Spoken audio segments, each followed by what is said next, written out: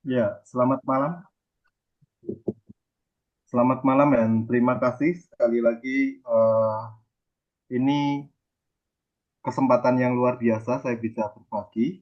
Tapi mohon maaf, persiapan mendadak juga. Tetapi ini jadi bagian perenungan saya hari ini. Pagi tadi saya bangun cukup pagi, gitu. Biasa mencoba menyibukkan diri. Ternyata sampai siang juga cukup cukup sibuk, betulin ledeng lah segala macam gitu kan. Tapi pagi tadi sempat terlintas gitu, eh, pertanyaan ini dalam diri saya, satu refleksi. Biasanya pagi kan saya pakai buat buat baca buku, buat renungan, buat ya apa mengisi waktu sambil jalan gitu. Nah, pertanyaannya, bagaimana jika ini saya pribadi ya, kehilangan iman? Saya juga nggak terlintas pikiran menjawabnya. Kok sore-sore diminta ya sharing aja. Nah, terus saya sharing terus kemudian karena terlintas itu jadi refleksi saya sepanjang seharian itu membicarakan ini. Gimana kalau saya kehilangan iman? Eh, Sebenarnya kalau ditanya saya beriman atau tidak beriman itu memang sangat relatif sekali ya. Orang lihat saya beriman, tetapi bisa jadi saya tidak sedang beriman atau saya bukan orang beriman, kan bisa. Terus kemudian saya kehilangan iman karena apa? Ada banyak faktor, ada banyak alasan yang bisa saya sampaikan. Dan refleksi-refleksi saya pun sampai ke banyak hal gitu kan. Eh, apakah dengan kehilangan iman saya berubah menjadi ateis gitu, tidak percaya Tuhan? Atau saya sedang dalam satu situasi yang sedang mempertanyakan iman saya? Gitu. Maksudnya, apakah saya memang benar-benar beriman sama Tuhan atau beriman pada diri saya sendiri, beriman pada argumentasi. Maksudnya, ya saya belajar, terus kemudian ini kayaknya masuk akal, eh, tentang kekristenan masuk akal, Yesus masuk akal, oke lah gitu. Atau saya beriman karena tradisi saya lahir besar di keluarga Kristen yang secara bawah sadar saya itu membangun sebuah ruangan, sebuah lingkungan yang mau tidak mau saya harus Kristen. Nah, kalau saya kehilangan iman saya, apakah saya akan kehilangan semua itu? Apakah saya siap untuk kehilangan itu atau saya tidak siap karena ternyata hal itu sudah menjadi bagian dari diri saya. Maksudnya iman itu tidak lagi sedang berbicara soal mempercayai Tuhan, tetapi menjadi kayak gaya hidup. Ya, orang mestinya apa punya iman, percaya Tuhan. Kalau Kristen ya percaya Yesus, ke gereja dan yang lain-lainnya. Saya takut kehilangan kebiasaan-kebiasaan atau gaya hidup yang sudah saya jalani. Itu jadi kemana-mana pemikirannya. Eh, Seharian tadi saya juga cukup banyak bergelut eh, menyelesaikan tugas saya di kesehatan mental, khususnya untuk mahasiswa yang berasrama, karena beberapa hari ini sebelum memasuki ajaran baru, semester baru, sudah cukup banyak yang masuk ke saya diskusi. Ada banyak kasus-kasus yang bermunculan baru, terus kemudian kasus-kasus lama, terus kemudian ya sebagian besar mahasiswa mencoba untuk mengabaikan diri mereka sendiri, ya libur gitu. Tetapi ternyata malah tercipta beberapa kasus yang cukup mengejutkan dan saya dilibatkan untuk mengambil keputusan atau usulan-usulan bagaimana membuat sebuah sistemnya, terus kemudian bagaimana mendampinginya dan segala macam gitu. Eh, nah, dalam posisi yang kesannya penuh dengan aktivitas itu kan dibutuhkan apa ya, stamina iman gitu. Bagaimana saya bisa menguatkan orang lain gitu soal soal Tuhan ketika saya sendiri tidak punya keyakinan soal Tuhan atau kehilangan iman saya. Itu kan sesuatu yang paradok, yang unik gitu. Yang yang mestinya tidak boleh. Nah, eh, saya di samping semua semua hal itu kita kita mau ikutin alur yang saya sudah coba susun sebisa saya gitu. Beberapa pemikiran-pemikiran saya masukkan supaya kita bisa melihat sebenarnya situasi yang seperti ini nih apa yang sedang terjadi. Sama entah itu tentang diri saya sendiri ataukah tentang orang lain. Jadi kalau ini dibilang sebuah sharing, ini adalah sharing refleksi, refleksi dari diri saya sendiri. Saya mencoba mengamati diri saya sendiri dan saya mencoba menjadi jujur pada diri saya sendiri. Seperti apa sih iman saya atau keberadaan saya dengan iman saya. Nah, lingkungan kita itu eh, lingkungan Kristen khususnya di gereja itu persoalan kehilangan iman itu sering dianggap sebagai dosa atau kegagalan kerohanian spiritualnya gitu. Nah, kita ini eh, entah secara simbolik bawah sadar atau secara apa ya, atmosfernya lingkungan kita itu mau tidak mau memaksa kita untuk selalu terlihat punya keyakinan atau yakin gitu. Apakah kamu yakin hari ini kamu kalau mati kamu masuk surga gitu kan? Dijawab iya gitu. Tapi dalam hatinya kan kita nggak tahu. Apakah kamu yakin Yesus menyelamatkan kamu? Jawabnya amin gitu kan. Tapi dalam hatinya kita tidak tahu. Nah, makanya saya bertanya sekali lagi, kalau tadi di pertanyaan awal adalah bagaimana jika saya kehilangan iman, saya mempertanyakannya ini, boleh nggak kita gitu, kehilangan iman kita? Yang kurung itu sengaja. Jadi ada dua pertanyaan. Boleh tidak kita kehilangan iman kita atau boleh tidak kita mengakui jika kita sedang kehilangan iman? Kalau yang pertama kan boleh nggak kita kehilangan iman? Jadi sudah tidak beriman lagi. Boleh tidak? Ya tentu otak kita langsung ngomong tidak. Gitu. Namanya orang percaya kan ya harus percaya gitu. Boleh kehilangan iman. Ya silakan nanti direfleksikan. Yang kedua, boleh tidak kita mengakui jika kita mengakui jika kita kehilangan iman. Nah, ini yang sulit. Kenapa sulit? Karena lingkungan kita, lingkungan yang tabu, lingkungan Kristen kita, lingkungan gereja kita, nggak boleh mengakui hal yang kalah, gagal, apalagi kehilangan iman gitu. Itu nggak boleh. Wis langsung dibaptis ulang gitu. Atau mungkin suruh katekisasi doa semalam suntuk atau segala macam gitu kan. Urusannya iman itu nggak boleh sampai hilang gitu. Nah, ini yang yang kita alami. Kenapa saya mempertanyakan ini? Karena gini, belakangan ini ya karena kasus-kasus ya kesehatan mental, kasus-kasus yang muncul belakangan ini nggak tahu begitu masifnya. Di penelitian riset saya itu 1 dari 8 orang itu sakit mental. Itu menurut WHO ya.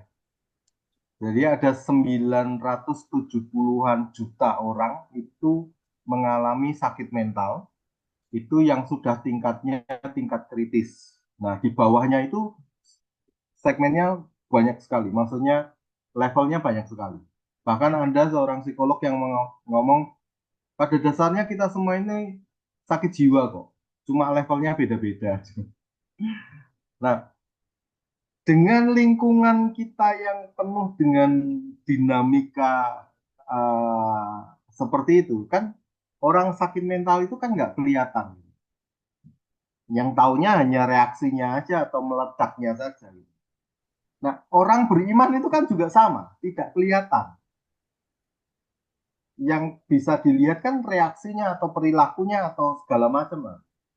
Orang mau ngomong, saya sehat, ternyata di dalamnya sakit mental, bisa. Orang bisa ngomong, saya percaya, saya beriman, tetapi di dalamnya tidak percaya kan bisa juga. Nah, lingkungan kita, masyarakat kita tidak mengizinkan itu, tidak mengizinkan keterbukaan itu, tidak mengizinkan kejujuran itu.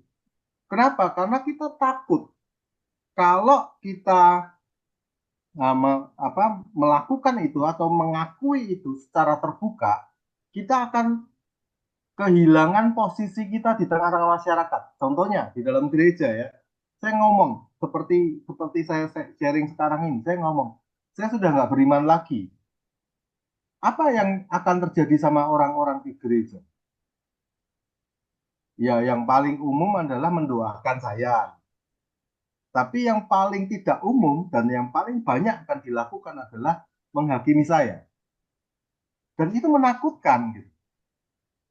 Jadi uh, prediksi yang akan terjadi ketika saya mengakui sesuatu dengan jujur yang terkait sama iman itu menakutkan sehingga banyak orang yang sebenarnya kehilangan iman tetapi masih memakai topeng spiritualnya atau masih memakai pencitraan rohaninya, pencitraan imannya hanya untuk menutupi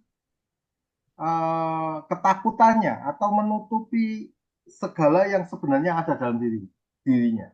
Sama, orang-orang yang sakit mental itu sama. Saya akan sejajarkan ini. Orang-orang yang sakit mental akan berperilaku seakan-akan mereka sehat. Saya dulu pernah punya pegawai itu bipolar.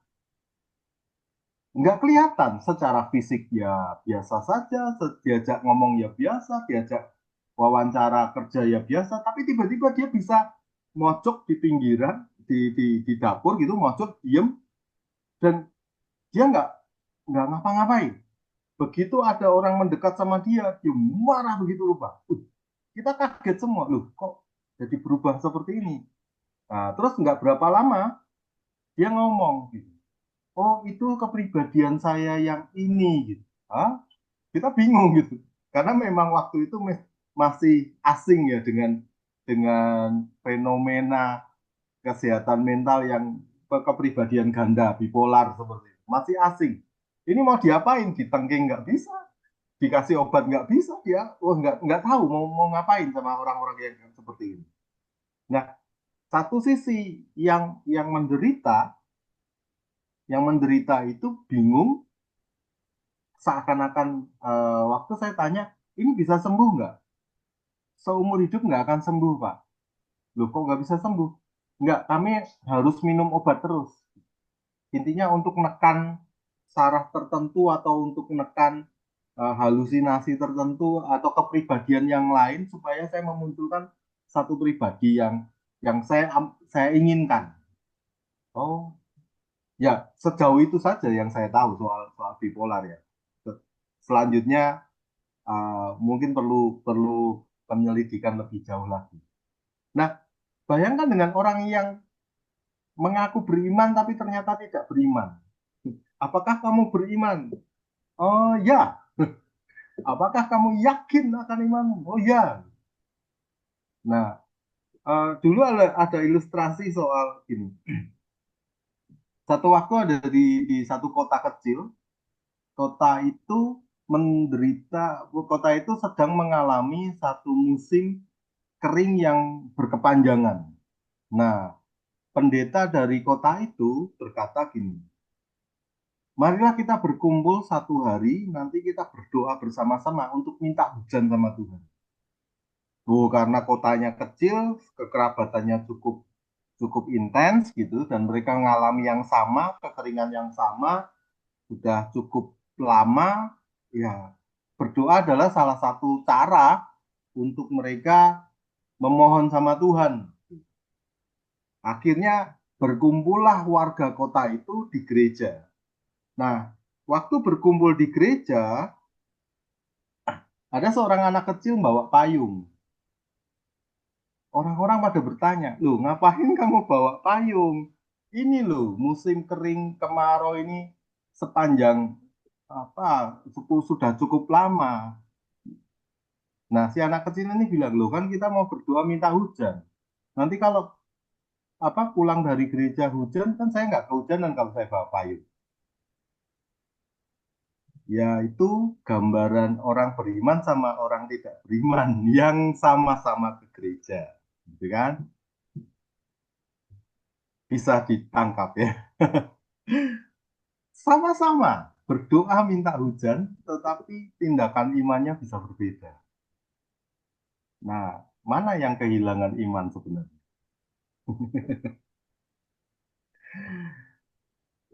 Apa yang sebenarnya terjadi secara umum? Uh, uh, ya, yang pertama, apakah iman yang terasa hilang itu berarti Tuhan juga hilang? Sebagian dari teman-teman saya yang mengaku ateis dan agnostik gitu ya, akhirnya memutuskan bahwa mereka ya Tuhan itu nggak ada.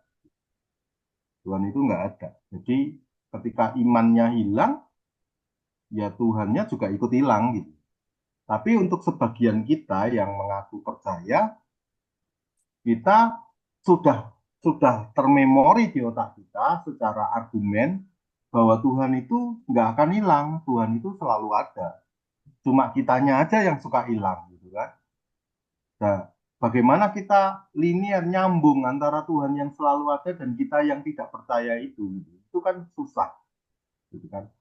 Kita kayak nggak percaya tentang Tuhan, kita yang nggak percaya pada Tuhan, sementara Tuhannya tetap ada gitu. Nah, ini kan nggak ketemu sebenarnya. Makanya mungkin saja dari situ kita merasa imannya hilang. Atau yang kedua, yang hilang itu jangan-jangan konstruksi keyakinan kita tentang Tuhan. Nah, yang kedua ini terkait sama pengenalan kita akan Tuhan. Jadi perjalanan kerohanian kita itu sebenarnya membangun sebuah konstruksi keyakinan atau satu argumen demi argumen, keyakinan demi keyakinan. Kalau bahasa rohaninya pengenalan demi pengenalan, pengetahuan demi pengetahuan yang dikonstruksikan atau dibangun begitu rupa supaya kita semakin hari semakin bertambah yakin untuk uh, apa mempercayai Tuhan. Sulit sekali loh mempercayai sesuatu yang tidak kelihatan itu kan Tuhan. Nah disitulah yang kita terus jalani untuk membangun konstruksi itu. Nah ketika konstruksinya roboh atau konstruksinya tidak kuat atau dalam bahasa Alkitab tidak di dasar yang teguh, itu runtuh sehingga iman kita hilang. Nah konstruksi-konstruksi keyakinan inilah yang mungkin saja menjadi eh, trigger atau pemicu di mana orang bisa saja kehilangan iman. Misalnya, kamu kalau berdoa 10 kali, kamu pasti akan dapat jawaban.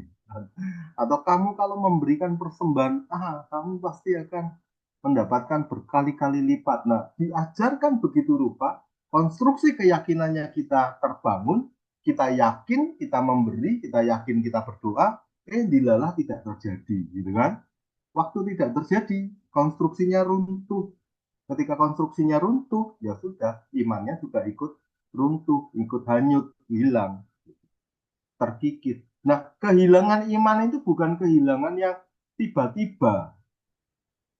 Beberapa teman-teman yang ateis itu mengakui bahwa mereka tidak sekaligus langsung saya ateis gitu, tidak.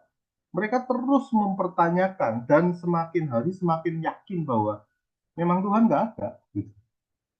Atau teman-teman yang yang ikut bidat atau ikut ikut ajaran-ajaran sesat itu setiap tidak terjadi seketika mereka ikut gitu enggak. Yang namanya bidat, yang namanya penyesat itu sehari demi sehari dibangun, benar-benar konsisten gitu. Dan terus menerus, tiba-tiba dia hilang, tiba-tiba dia tersesat, tapi dia tidak sadar bahwa dia sedang tersesat. Nah, orang-orang yang konstruksi keyakinannya salah, itu bisa saja kehilangan iman karena dia membangun di tempat yang salah. Saya menyarankan Pak Robi kapan hari membaca buku Mendaki Tangga yang Salah. Keyakinan kita yang sehari demi sehari kita bangun untuk membangun sebuah konstruksi iman dalam diri kita, itu kalau salah, kita kadang-kadang juga nggak sadar kalau itu salah. Makanya susah sekali menyadarkan. Gitu kan. Jadi awal kita sempat diskusikan, susah sekali menyadarkan orang yang sesat. Susah sekali menyadarkan orang yang merasa dirinya benar, merasa rohani gitu. Wah, itu susah sekali gitu. Karena dia tidak tidak seketika di situ, dia dibangun sebegitu lama konstruksi argumen di dalam pikirannya. Nah, ada dua tokoh Alkitab yang sempat terlintas dalam diri saya, terus kemudian saya masukkan di materi ini. Yang pertama adalah Yohanes Pembaptis. Yohanes Pembaptis itu kurang kurang hebat apa gitu. Sebelum Yesus hadir, dia menggelar jalan buat Yesus gitu kan. Dia khotbah begitu rupa, dia hajar itu Herodes, dia hajar itu orang-orang Farisi, dan dia orang yang benar-benar apa ya, raksasa iman pada saat itu. Dia seorang yang yang hebat pada saat itu. Dia tinggal, dia termasuk kaum asenik. Nah, asenik itu orang yang keluar dari dunia dan menyendiri, terus kemudian dia hanya muncul untuk menyampaikan sesuatu. Nah, bayangkan sepanjang hidupnya si Yohanes Pembaptis itu, karena dia ikut di aliran asenik, dia tidak bergaul dengan orang-orang. Dia hanya bergaul istilahnya ya, hanya bergaul sama Tuhan. Kurang apa? Kurang beriman apa? Dia yang membaptiskan Yesus, kurang apa? Dia yang melihat Roh Kudus. Dia yang mendengar suara Bapa. Kan semua semua fakta, semua argumen, perjalanan rohaninya itu nggak ada kurangnya. Tetapi begitu dia dapat tekanan dan mendekati kematiannya, dia sampai kepada titik terendah dan dia sampai bertanya dan minta sama muridnya karena waktu itu dia sedang di penjara menantikan kematiannya kan. Tolong tanya sama Yesus, engkaukah yang datang itu ataukah harus kami nunggu yang lain?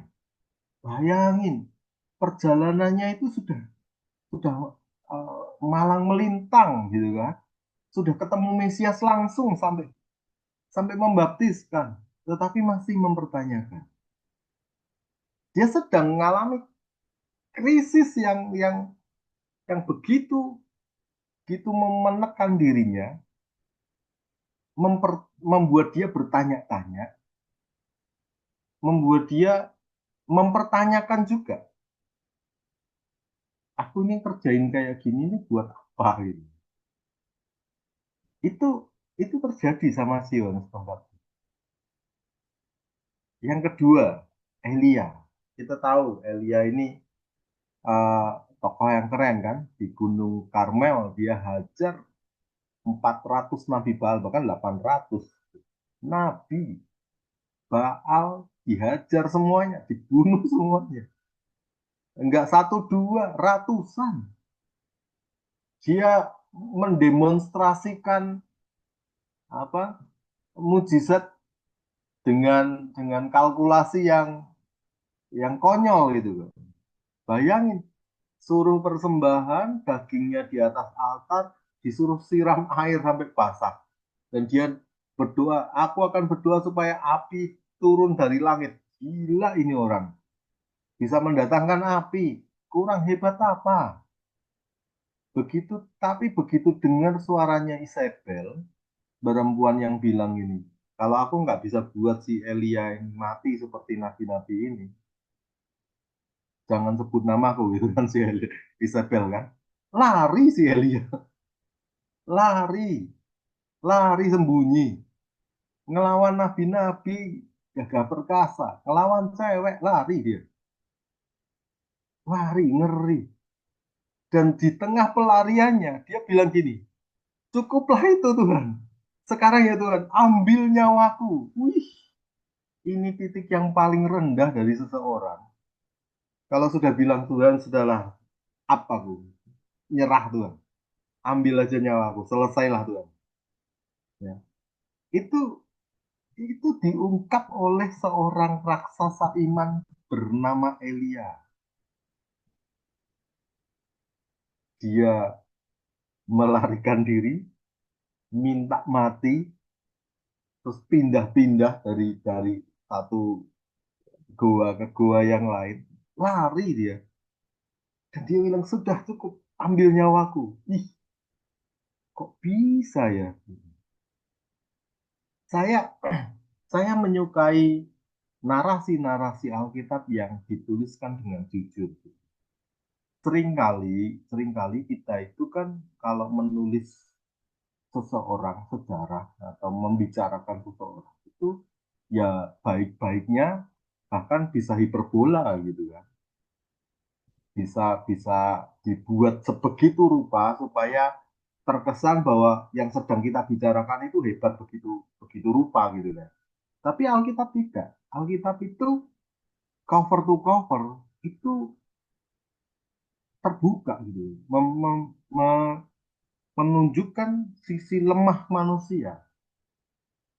Paulus yang kita kenal sebagai pemberita yang luar biasa aja dia sempat up 2 Korintus 12 ya kan ayat yang ke-9 dia bilang cukuplah Tuhan ini duri ini sudah ada dalam diriku.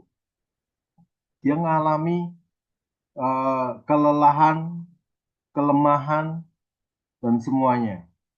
Tafsiran-tafsiran itu banyak sekali menunjukkan dia karena sakit penyakit, dia karena sakit secara psikis, nggak cuma fisik tapi psikisnya juga sakit. Dia mengalami down atau apa secara rohani itu drop gitu kan, sudah ya seperti yang topiknya, seperti tidak lagi punya iman gitu kan. Terus kemudian dia juga mengalami merasa sendirian. Itu dialami oleh beberapa orang ya, pemimpin-pemimpin itu tuh mereka bisa bunuh diri gara-gara merasa sendirian. Beberapa tokoh-tokoh yang beberapa waktu yang lalu, salah satunya Pak John Harris sih kalau nggak salah. Iya, Joshua Harris. Joshua Harris itu bunuh diri. Itu salah seorang hamba Tuhan masih muda, eh, apa ya, eh, gereja besar, pelayanannya luar biasa, tiba-tiba mati bunuh diri. Gitu. Dan salah satu note-nya dia ketika mati bunuh diri dia ngomong aku sendirian dan perasaan-perasaan seperti itu tuh benar-benar terjadi. Makanya salah satu yang sering kali disarankan adalah doakanlah pemimpinmu karena mereka sering kesepian. Doakanlah pemimpinmu karena mereka itu sering sekali ada di, di di satu tekanan beban yang mereka yang tidak kelihatan tapi mereka rasa. Beban itu benar-benar berat, tapi mereka ngerasain.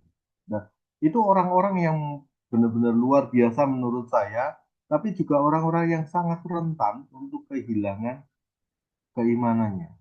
Nah, yang bisa kita deteksi, kalau orang-orang yang, ini khususnya orang-orang pemimpin ya, bisa kita deteksi apakah itu orang-orang yang hebat dan apa selesai sama dirinya adalah ketika dia makin makin menutupi kelemahannya dengan pencitraan-pencitraan, makin menutupi kelemahannya dengan topeng-topeng rohani. Itu kelihatan sekali. Entah gimana, ya nggak tahu saya apakah punya karunia mendeteksi seperti itu. Saya itu bisa lihat gitu, orang-orang yang, oh ini mulai membungkus dirinya dengan kepalsuan gitu tuh sudah, oh udah udah melenceng ini imannya. Saya tidak sedang menghakimi atau menuduh tidak. Tetapi begitu kelihatan sekali orangnya mengcover semuanya dengan aktivitas-aktivitas rohani. Tetapi ketika diajak bicara atau dilihat saja itu sudah kosong gitu, nggak ada imannya, nggak ada bobotnya. Itu kelihatan. Ya kalau dibilang itu karunia ya saya nggak tahu juga. Tetapi sering saya ketemu orang-orang yang seperti itu, apalagi kalau diizinkan apa ngisi seminar hamba-hamba Tuhan, kemudian coaching mereka gitu kan, terus apa konsultasi dengan mereka itu terasa gitu, terasa, orang ini capek sekali mencitrakan dirinya menjadi hamba Tuhan gitu. Saya bilang, sudahlah istirahat aja. Dalam diri saya itu bilang gitu, cuma ya nggak tega juga karena mereka ada dalam siklus kan, mereka harus seakan-akan harus kerja menjadi hamba Tuhan. Nggak mau, nggak nggak bakalan mau kalau saya kasih nasihat sudah istirahat saja gitu. Bahkan yang pakai bahasa rohani sekalipun ya ngomong ambil waktu untuk sabatikal gitu, mereka nggak mau. Apa itu nganggur? Enggak lah, saya kan dipanggil Tuhan untuk melayani Tuhan. Padahal kosong gitu. Itu banyak saya ketemu dengan beberapa orang, saya coba mau mendekati sampai ke titik itu, saya tahan, udah nggak usah lah, sudahlah, biarkan mereka berjalan sebagaimana mereka merasa dipanggil Tuhan kayak gitu. Ya, nah dua tokoh ini itu contoh saja. Ada banyak yang ngalami kelelahan-kelelahan, ngalami depresi, ngalami krisis dalam dirinya. Si Daud itu juga ngalami. Bahkan dia menuliskan di Mazmurnya sampai ngomong gini, pujilah Tuhan hai jiwaku. Wih, itu kalau secara psikologis ya, itu berarti dia sudah kayak mayat hidup gitu. Karena jiwanya sudah hilang gitu. Sampai ngomong pujilah Tuhan hai jiwaku, pujilah dia dan ingatlah segala kebaikannya. Itu sudah hilang iman itu. Kata-kata Daud bermazmur itu dia sudah nggak ada dirinya sendiri. Bukan bukan bukan sebaliknya ya, bukan dituliskan dengan pujilah Tuhan hai jiwaku dengan jiwa yang penuh itu tidak. Itu jiwa yang kosong. Saya pernah eksposisi itu di Mazmur. Itu benar-benar kosong. Benar-benar dia apa ya? Bahasanya memang emptiness gitu. Merasakan sudah tidak lagi merasakan dirinya. Empty. Sampai dia ngomong pujilah Tuhan ya jiwaku. Seakan-akan mau ngomong aja itu sudah istilahnya kata-kata itu hanya berhenti di tenggorokan gitu. Istilah saya ya.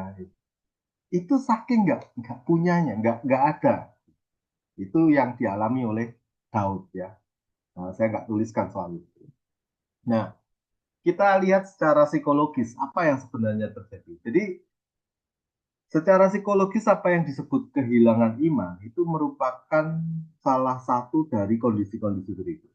Beberapa ya, ada tiga. Yang pertama burnout emosional. Kasus Elia, burnout itu kayak terbakar habis gitu ya. Jadi dia mengalami depresi reaktif akibat tekanan yang terus-menerus. Nah, tekanan terus-menerus ini dari mana? Kita selidiki Elia sedikit. Pertama, sejak dia dipanggil Tuhan, lihat dia tiba-tiba dipanggil Tuhan di Sungai Kerit kan, itu diperhadapkan dengan situasi-situasi yang tidak menyenangkan. Hanya ada air, terus makanannya dari gagak gitu kan. Kalau kita lihatnya kan, woi keren, mujizat gitu. Coba di posisinya Elia, kapan makan nggak jelas, cuma yang ada di depannya air, kembung lah gitu kan. Terus ngapain dia harus menyingkir sampai sejauh itu di Sungai Kerit gitu kan? Makan dari burung gagak. Burung gagak adalah simbol simbol apa? Yang buruk ya, yang jelek gitu kan? Itu. Terus kemudian dia harus berhadapan dengan Baal. Dia harus berhadapan dengan raja yang bebal, Ahaz. Jadi tekanan demi tekanan itu terus pas meledaknya pas diisebel. Jadi pelayanan kita bisa saja mengalami burnout. Seakan-akan terus-menerus pelayanan, wah melayani, dan kita kehilangan diri kita, habis kehilangan diri kita, nggak bisa rasa apa-apa lagi. Yang sering terjadi sama orang-orang yang burnout itu seakan-akan mereka kehilangan kehadiran Tuhan. Itu itu yang sering terjadi ya sama orang-orang yang burnout. Jadi secara emosional biasanya mereka bisa ngerasain damai lah, sukacita lah, merasa dipeluk lah, merasa bisa nangis lah, bisa apalah gitu. Istilahnya ada feel yang kuat tentang kehadiran Tuhan. Nah, ini berbeda ya dengan orang-orang yang sengaja mencari sensasi dengan mendatangkan kehadiran Tuhan. Itu beda ya. Ada yang ngomong, wah nangis-nangis kayak gitu. Itu bukan kehadiran Tuhan, itu memang benar-benar emosional gitu. Nah, kalau yang orang-orang burnout itu sampai ngeblank gitu. Kayak nggak tahu ya, aku hidup apa enggak, Tuhan ada apa enggak, Tuhan hadir apa enggak, itu enggak bisa rasa apa. Secara emosionalnya benar-benar hilang, lumpuh dan justru tidak stabil. Itu yang dialami Elia ya. Kalau diperdalam lagi ya nanti sama Bu Kristina yang lebih lebih kuat di psikologi. Yang kedua, disonansi kognitif ya. Disonansi kognitif itu eh, apa? Nalarnya, logikanya itu tiba-tiba bertabrakan gitu. Kok Mesias kayak gini? Kok Mesias nggak memulihkan bangsa Israel? Terus kemudian, loh, aku ini sudah melakukan pelayanan, kok aku malah dihukum? Jadi dia mengalami argumentasi sama dirinya sendiri, tabrakan sama dirinya sendiri, terus menerus, terus mengalami pengalaman-pengalaman pahit, kenyataan-kenyataan pahit yang membuat dirinya mempertanyakan itu semua. Ya. Mereka yang dia pikir gini, oh Mesias itu membebaskan, tapi ternyata enggak tuh. Yesus cuma kelayapan kiri kanan gitu. Ini Mesias apaan ini gitu. Mesias katanya raja yang akan mengembalikan atau memulihkan kerajaan Daud. Enggak tuh, Yesus pergi ke sana ke sini diikuti banyak orang gitu kan. Ada banyak realitas-realitas yang tidak sesuai dengan doktrin yang dipercayai selama ini. Doktrinnya runtuh tiba-tiba. Ih, aku percaya kalau yang tadi kan memberikan persembahan akan diberikan berkali-kali lipat gitu ya. Tiba-tiba tidak terjadi. Runtuh kognitifnya hancur gitu. Nah, dibentur-bentur dengan logika terus-menerus akhirnya ya frustasi, hilang. Beberapa orang-orang yang ateis itu memang mereka mencari Tuhan dengan logikanya mereka.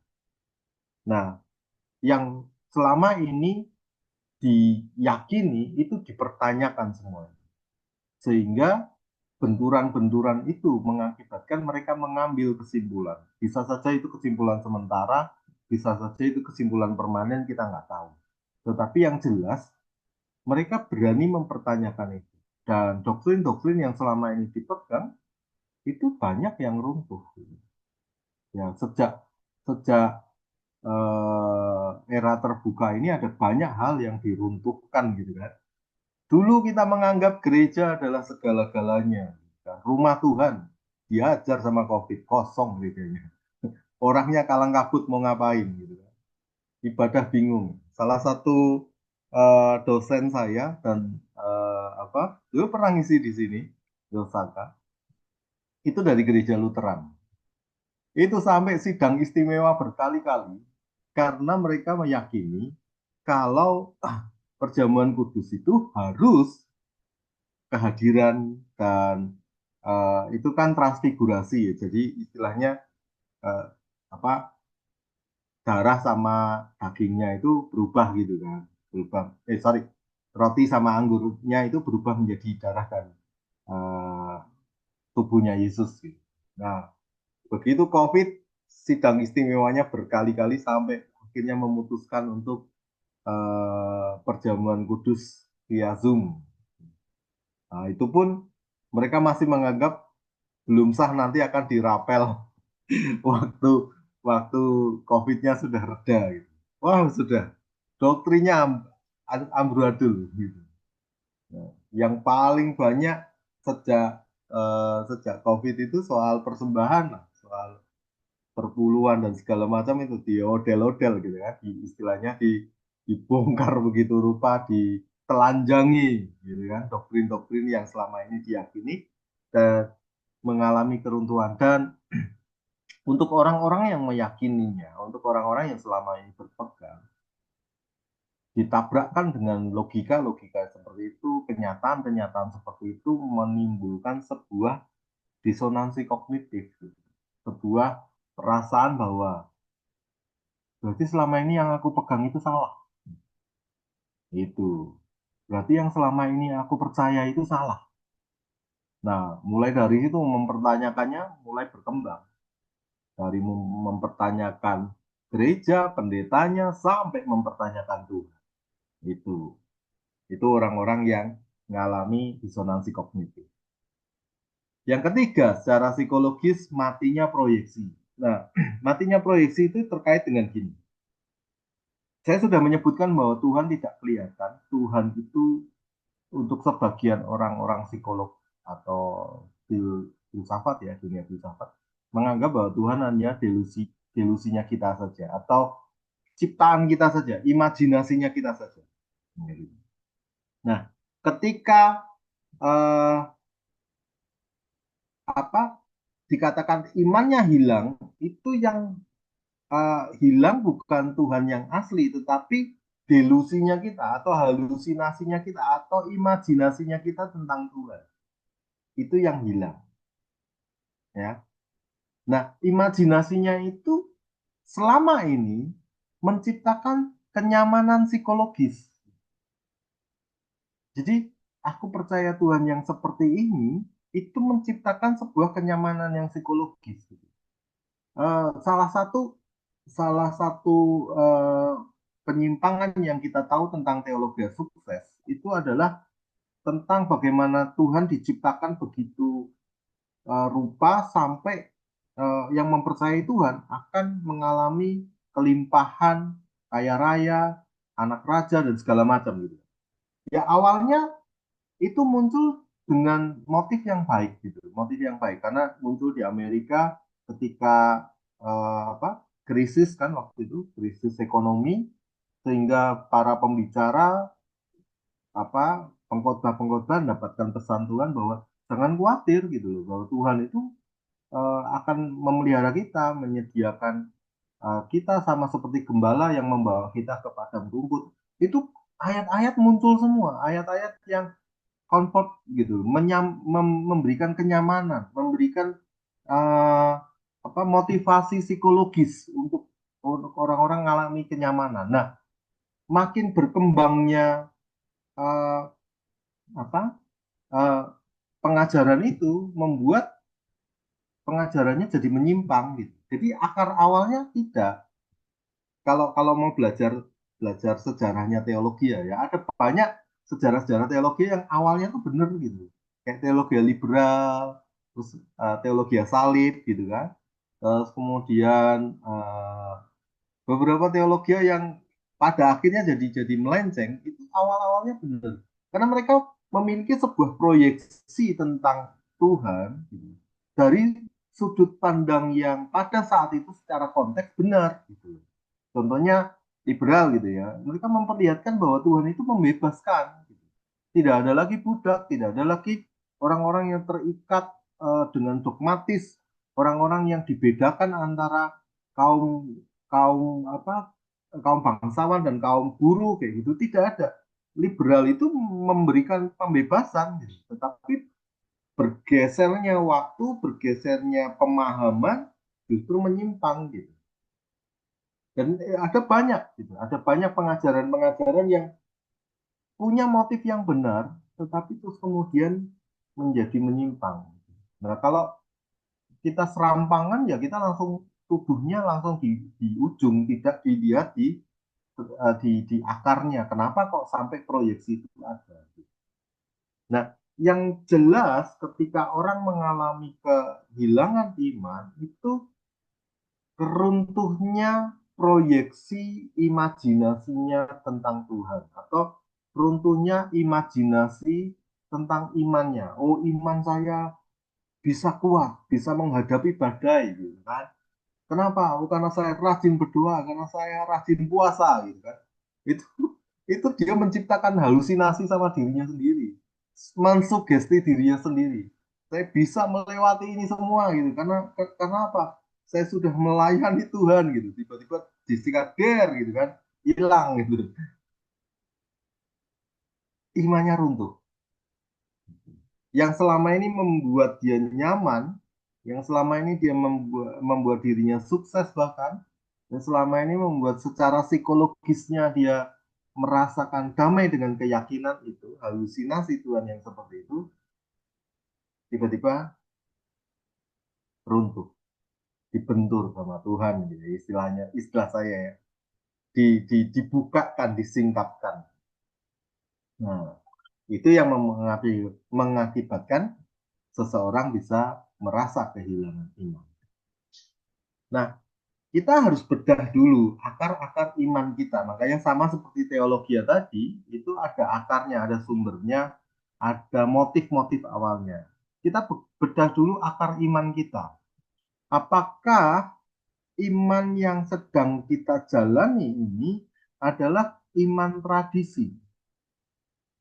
Iman tradisi itu iman yang ikut kebiasaan atau iman yang sejak lahir ya sudah saya ikut Kristen, saya Kristen sejak jebrol gitu langsung Kristen.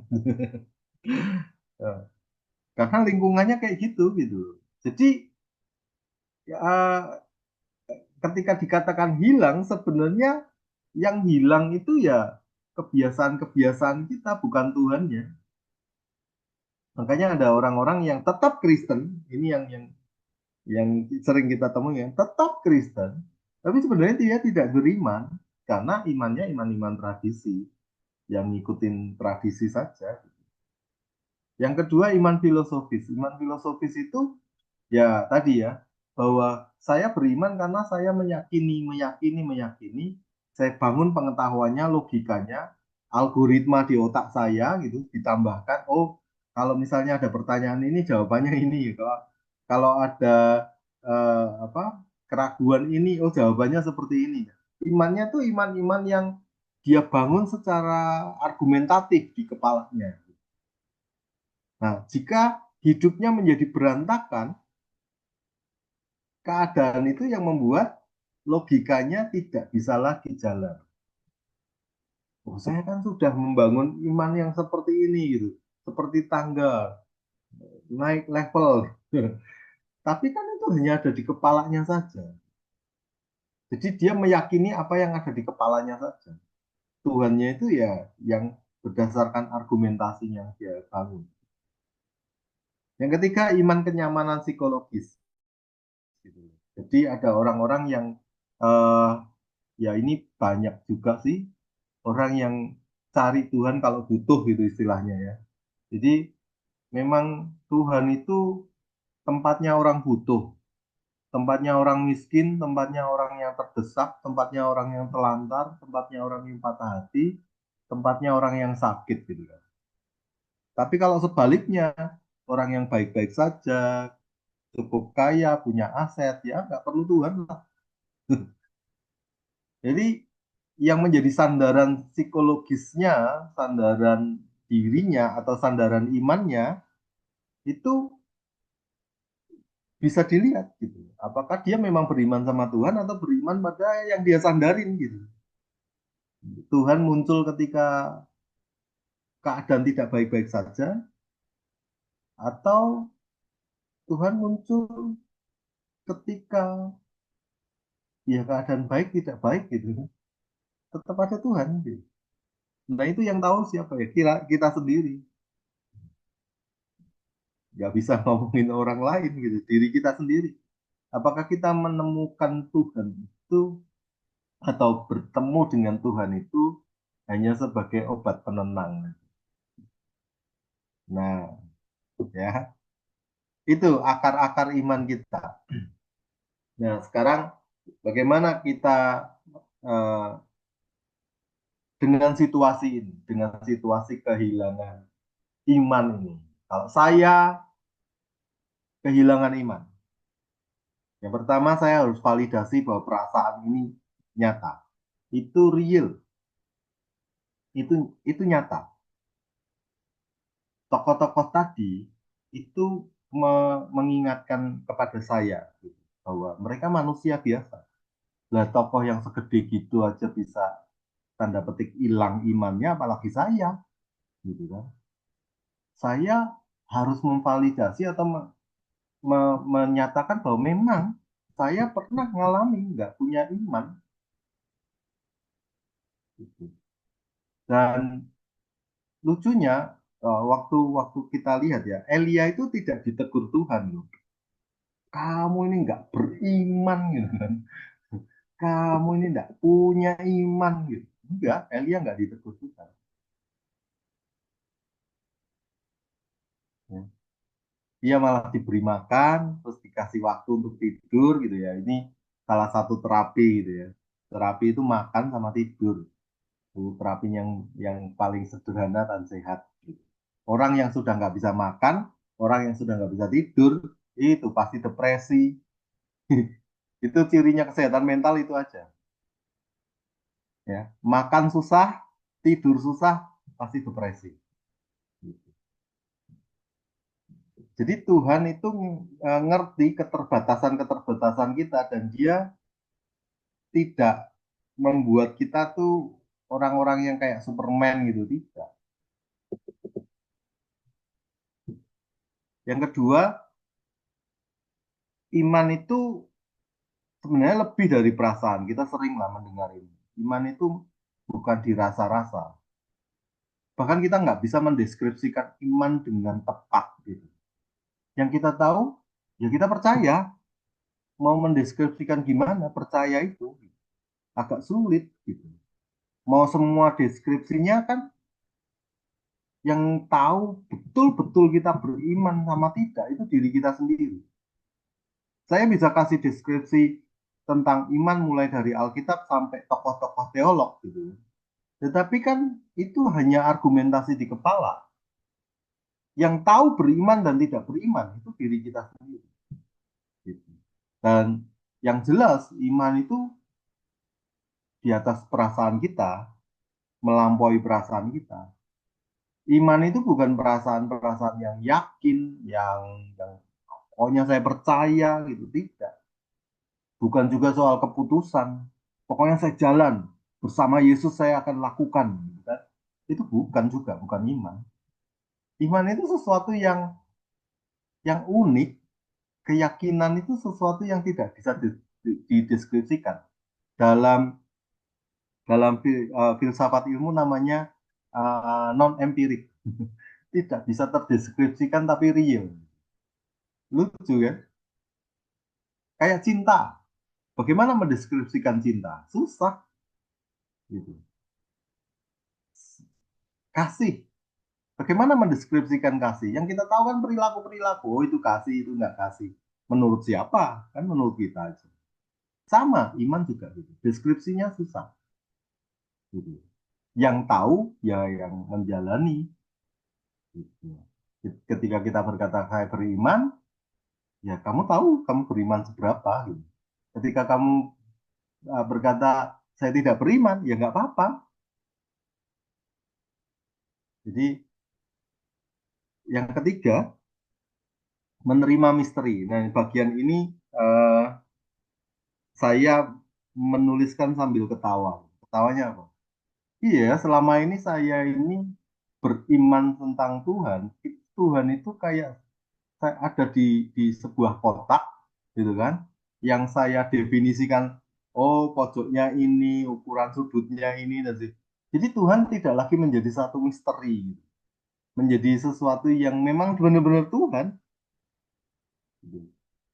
Nah, saya percaya bahwa ketika sampai pada satu titik kita berani jujur bahwa kita kehilangan iman, itu adalah cara Tuhan untuk menghancurkan berhala di kepala kita tentang Dia. Nah, selama ini kita mempercayai Tuhan ya sama seperti tadi. Tuhan itu ada di sebuah kotak yang saya paham tentang Tuhan gitu bilang. Padahal dia melampaui segalanya. Tetapi ya sebagai manusia umumnya kita membuat Tuhan itu ada di sebuah kotak. Jadi tidak bisa menerima dia sebagai sesuatu yang misterius gitu kan. Tidak bisa. Karena manusia itu suka dengan segala sesuatunya terukur, terevaluasi, jelas, argumentasinya jelas, logis gitu. Itu manusia suka seperti itu. Yang misteri nggak bisa. Ya. Di sekali lagi di filsafat ilmu, iman itu digolongkan keyakinan, eh, iman, keyakinan, percaya, agama bahkan Tuhan itu masuk dalam non empirik. Kasih, cinta itu non empirik.